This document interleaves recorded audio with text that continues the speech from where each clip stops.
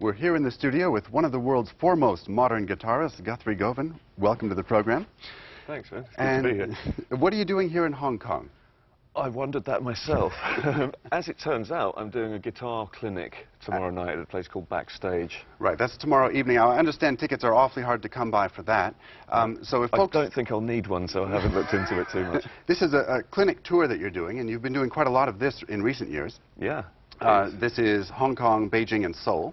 Yeah. And what will you be doing after this little run of clinic tours? Well, it's crazy. I've just come off the back of another clinic tour where I was in India, melting and desperately trying not to drink the water and so forth, but having a great time. And now I'm doing this adventure in the Far East, and pretty much the day I get back, I go into a rehearsal studio with Dizzy Rascal.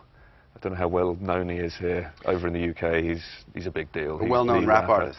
And that's an interesting area of your career in that you span such a broad range of musical styles. You were known as a guitarist with the band Asia for a number of years, and now with your solo career going, you span really the whole gamut, don't you? From jazz fusion over to rock, blues, and right into shred guitar playing, all of that.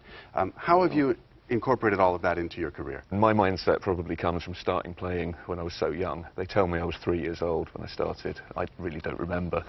But I grew up just surrounded by music. There was a lot of Elvis and Jerry Lee Lewis and Chuck Berry and the Beatles, but there was also West Side Story, there was Puccini, there was whatever was on the TV. So I just grew up thinking music was one big country. You do have a solo CD out. Any plans for a second CD? Yes, there are plans. I have the fortunate problem of being so busy at the moment.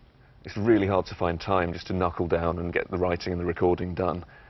But hopefully I can harness this and it can be a positive thing. There's going to be so much pent-up music. Hopefully the album will pretty much write itself once I find space in the diary. So people will have to make do with Erotic Cakes, which came out in 2006. It did indeed. And what are you going to play for us here in the show tonight? I'm going to play the first track from the aforementioned album Erotic Cakes, available on cornfordrecords.com and bluesjamtracks.com. Make a mental note of that. Now this song is called Waves.